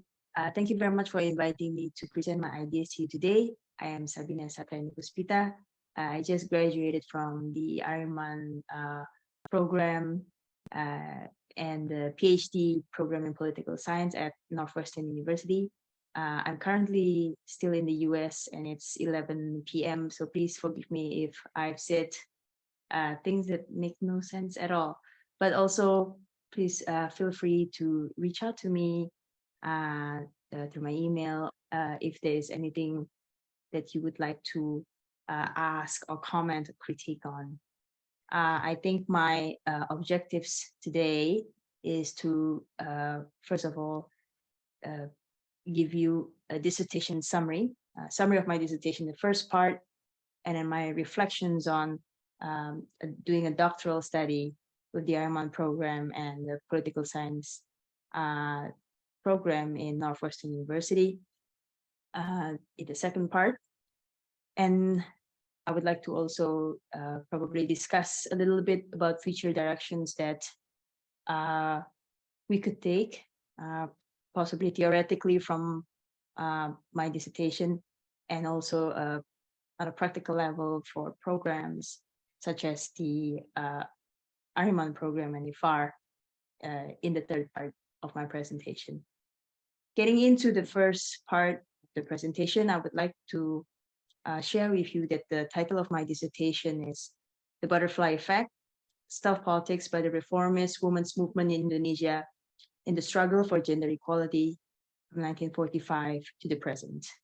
I was interested in the question of how is it that powerless groups could win major policy change. I would say they are not completely powerless, but in terms of the amount of their resources, of the ability to mobilize people, of how much money they can gather to push their policy interests, of the discursive resources like the tools in legal frameworks used to leverage their political position, such as those. So these groups, they are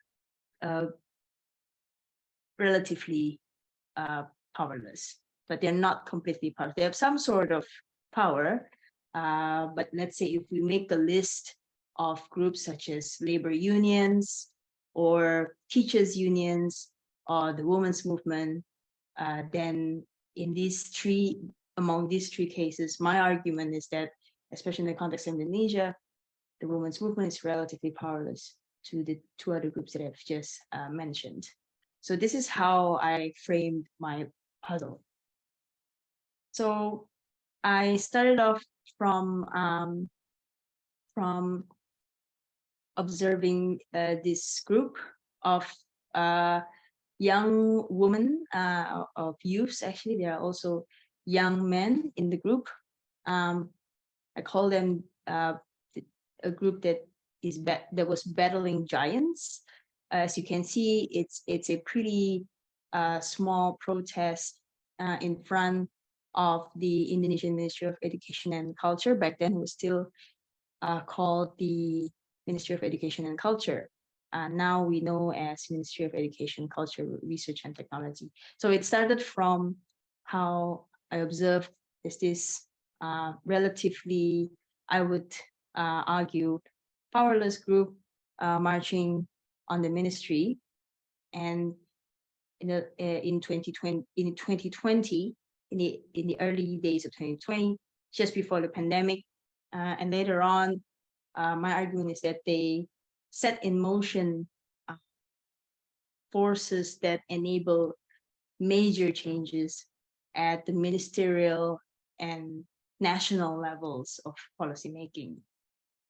So this is Gerak Perempuan, which I later on label as a group part of the Reformist Women's Movement Network.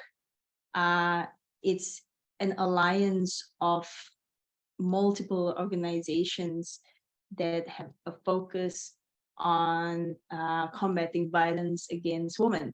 And Gerak Perempuan is actually an abbreviation for Gerakan Anti Kekerasan Terhadap Perempuan.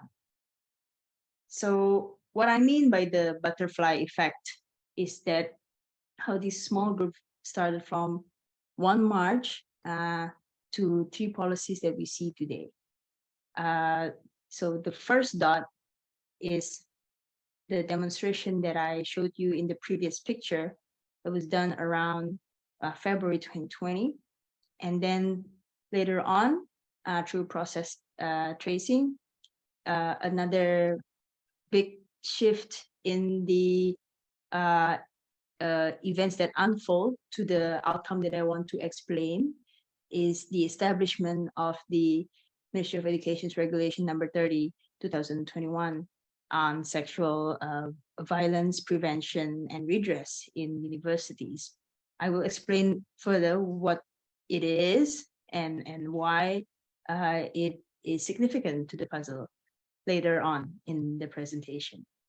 Now, the next major event that I see in this chain of political events would be how there were intense media reports of cases and public debates about what sexual violence actually is and how urgent it is, that is worth making a policy about it, causing massive state resources to build such a long winding policy on sexual violence. So the debates were intense, particularly after the launch of the MOE regulation in October and November 2021. And then later on, there is also an organization that is under the reformist women's movement that my argument is KUPI, the Congress Ulama Perempuan Indonesia, or the Women's Ulama Congress. I also categorize it as an organization of the reformist women's movement network. They held a massive public prayer offline and online because it was during the pandemic still, in December 2021, amid the very intense media reports on sexual violence cases. So they did the public prayer, which I call it as a major event because it later on ignited or encouraged the president, Joko Widodo, to launch a video, his statement pushing the parliament to speed up the process of establishing the Undang-Undang Tindak Pidana Kekerasan Seksual or the Sexual Violence Crimes Bill. That happened, the statement by the president happened in January 2022, which part of my argument that the president wouldn't make the statement if it weren't because of the push made by organizations within the reformist women's movement network, such as KUPI, Gerak Perempuan, and their allies. And the public push by the president eventually led to the establishment of 2 policies. Actually, on the national level, is the Sexual Violence Crimes Law, Undang-Undang TPKS, and on the ministerial level is the Ministry of Religious Affairs Regulation number 73, year 2022, on sexual violence prevention and redress in education institutions that are under the purview of the Ministry of Religious Affairs, such as Islamic boarding schools, Islamic universities, and so on and so forth. And that happened within the period of just a few years since Gerak Perempuan's demonstration. It happened in May, October 2022. The law was established around May 2022, and the MRA, or the Ministry of Religious Affairs Regulation, was established in October 2022. So these series of events is what I meant by the butterfly effect. And so my approach and methods, which led to my dissertation, is predominantly qualitative through site-intensive methods such as ethnography and participant observation in some of the big activities, public activities, and closed and semi-closed activities conducted by the women's movement networks groups that I joined. Really helped me gain a different insight, a life perspective on what's going on and what the actions are unfolding on the ground. Now, the argument that I want to push is that direct access to the state and then exercising stealth politics is a way for relatively powerless groups like Gerak Perempuan to achieve the policy that they desire, to achieve the policy goal that they were fighting for. And my argument, it has some scope conditions. So it is one significant pathway of many pathways, of course, but one significant pathway for powerless groups in countries with these three conditions is that they gain direct access to the state and exercise stealth politics. So what are stealth politics? I've been mentioning that for a couple of times.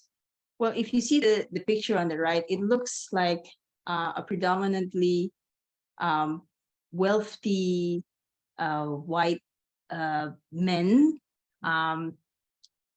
in circles discussing with each of their circles on things and seeming to discuss things discreetly. The strategy that I propose, I name as stealth politics in this context is different from what you see in that picture. So stealth politics in this dissertation is defined as a strategy that involved prudence and low profile mode. It is different from groups like billionaires, wealthy people, or probably state actors who have direct resources to the state would do. So it involves tactics of prudence and low profile mode. And what does it mean? Well, first of all, my argument is that stealth politics is by the powerless groups is actually a resistance to co-optation. And to resist co-optation, powerless groups, once they gain direct access to the state, they have to maintain their autonomy. And to maintain their autonomy, they have to be prudent, they have to be careful, they have to be aware of their policy environment. And powerless groups, because they are aware that their resources are very limited, they have to make sure that they be prudent, because once they're out of the state structure, they will not afford to go back in because of the limited resources that they have.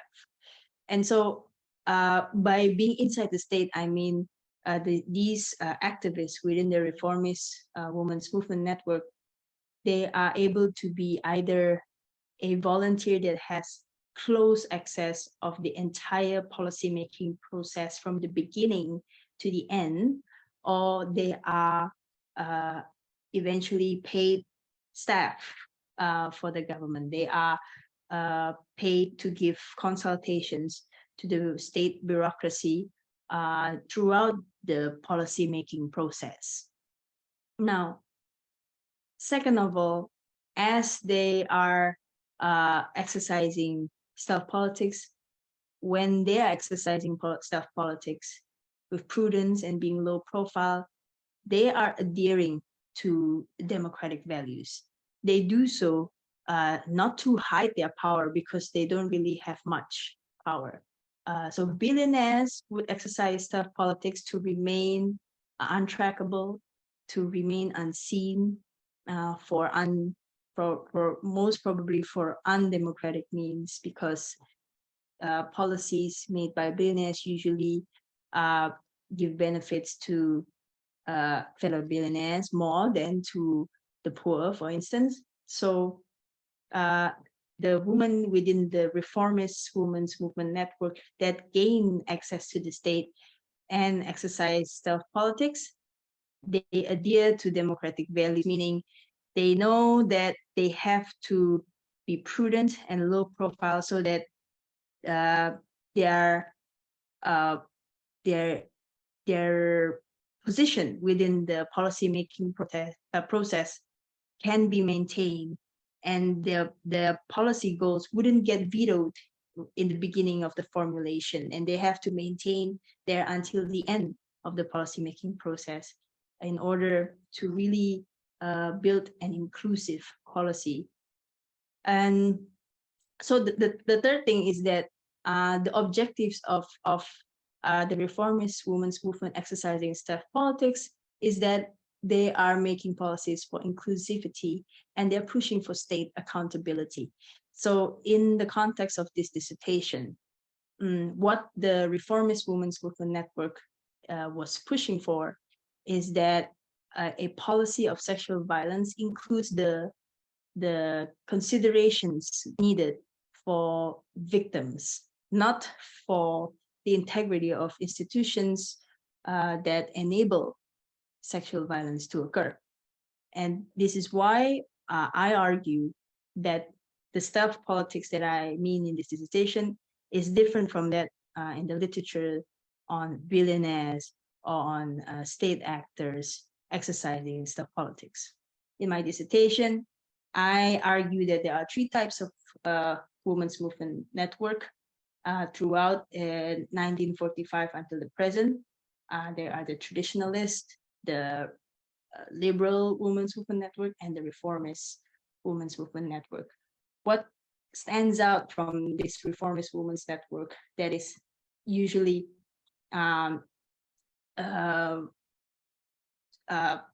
something that we see more and more now in this democratic context is that structurally they are loosely organized.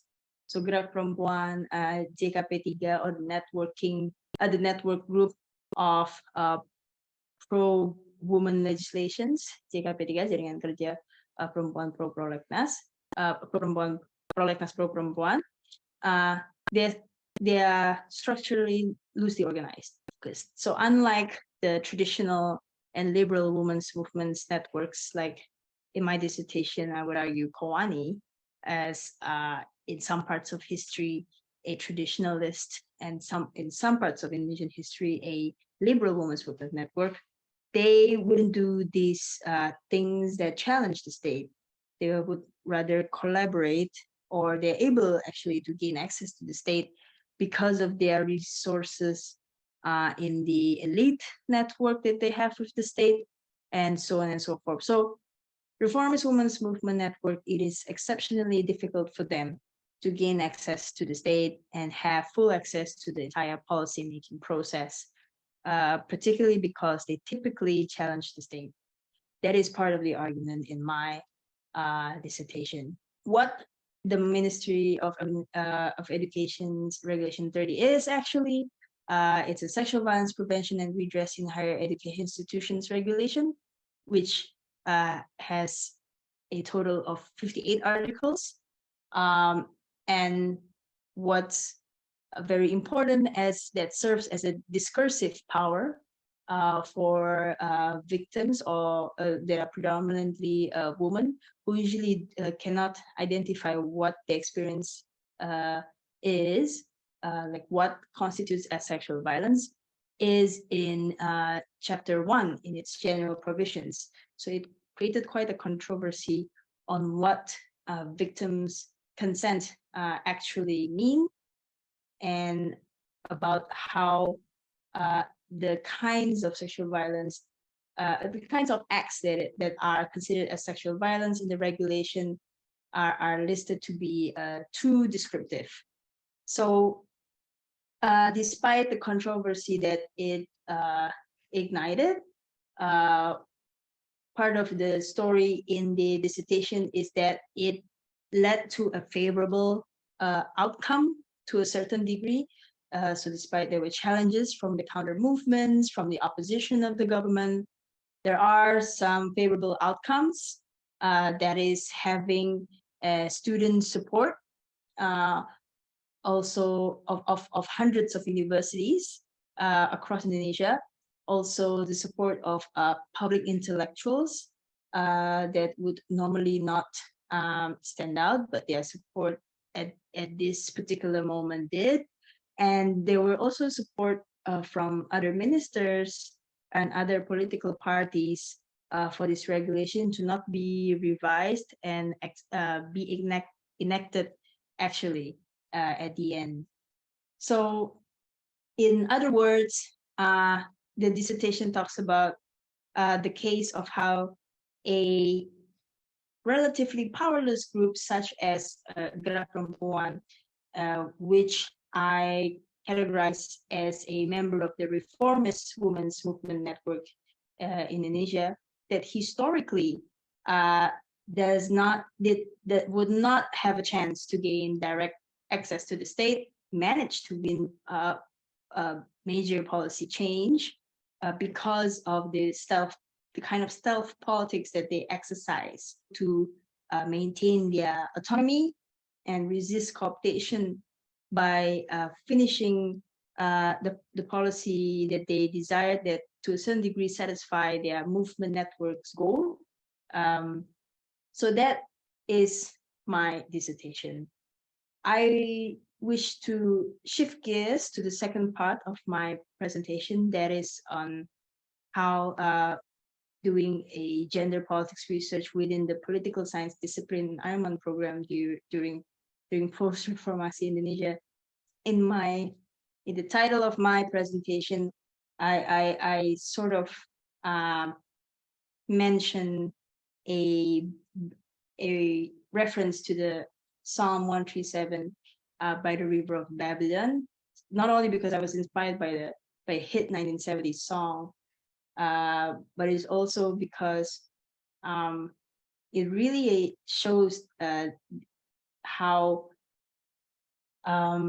the process of doing doctoral study is maybe just like in that woman that you see in this picture. There was a lot of sense of the self being in exile, where you are unsure of doing things in an area, in a land that seems so foreign to you, and you feel like you're a captive, but you actually have the choice also to not be a captive and not remain in exile, and yet still do it and finish it anyway. On that note, just some reflections for what the opportunities or challenges are for growth, and this could probably be helpful for the future Arryman scholars who are going to SOAS UK. I think I want to highlight three things that what the doctoral study, the Arryman program, the political science department of Northwestern University offered is the sense of community, mostly help us in finishing our study. They are around to support what we need to finish. So the availability of such community was helpful. And in terms of productivity, one thing that is fabulous, at least in the US context, that graduate students are not mandated to publish, but they are mandated to exercise research skills and really finish the program. And it's a plus to be able to publish, but it's not a requirement to publish during being a student, throughout being a student. So there's an autonomy to a certain degree, but there's also strong mentorship between the advisee and advisor. And there's also tons of help, tons of resource centers for writing, psychological therapy, physical exercise, etc. If whatever we need to maintain our productivity at a good level, at an acceptable level. And the third thing that I want to highlight is authority. Being in an Arryman program and having doctoral training in the United States, overseas, really gives us a sense of the kind of authority that we have as we voice our ideas, because of the institutional affiliations that we have. And during fieldwork, as we are asking for interviews and we are doing interviews, there seems to be an added level of authority perceived by others. And so a careful how much authority that we have in how we speak, do, and listen to things. This is the third part. I want to conclude my presentation and maybe talk a bit about future directions with regard to my ideas in the dissertation and my reflections on the doctoral study. So the first 2 points relates to my dissertation. In terms of movement organizing, there needs to be some political learning and an awareness or understanding that policy is a key resource to do change, to do reforms for democratic ends in post-reformasi Indonesia. And if we remove all our normative assumptions about gaining direct access to the state, about stealth politics, it would be useful to rethink competition as an act of infiltration by groups that are historically powerless. And in terms of policy implications, I aim to speak to debates how to push for inclusion in policymaking and how a sequential approach, which Tulia Faletti would usually call as a sequential approach in policymaking could lead to more inclusive policies. And I hope that chapters in my dissertation also speak about how culture of each bureaucracy really has a strong contribution to how inclusive a policy is made. And for my last point on implications for programs such as Arryman, with initiatives like the Arryman, building scholarly networks. I hope that this presentation could stimulate questions and discussions about how community building, collaboration, and counterbalancing force to the masculine academic culture hopefully can be counterbalanced with a better representation of women and other minorities, and hopefully that this presentation can also stir some conversations about how community building collaboration works for initiatives like the Arryman, and to build a better academic culture of scholarly inquiries. So I think this is the end of my presentation. And I thank you very much for listening. I hopefully appreciate your time and hope to receive comments from you. Thank you very much. Goodbye. Okay. Thank you. All right, so I think I'm going to invite our Dean of Faculty of Social Sciences to give some comments and notes from the 3 speakers. No, he gave the huge burden to you. So please, no. Pak Dekan katanya. Okay, so please come to the chair. And then after this, we'll also be listening to Professor Jeffrey Winters to introduce the fellowship to the audience. Thank you. Pakai ini aja, Pak.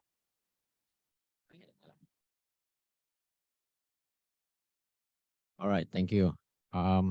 This is a surprise, but luckily I took notes since the morning, so I have enough things to say. I thought somebody else would do this. First of all, I'd like to thank Professor Jeffrey Winters and ISRF for this collaboration. I think it's been great since the morning. We got a lot of I think new experience. If I may tell a little bit, Pak Jamhari is here. It's supposed to be Professor Jamhari here, but he asked me to to stand here as well.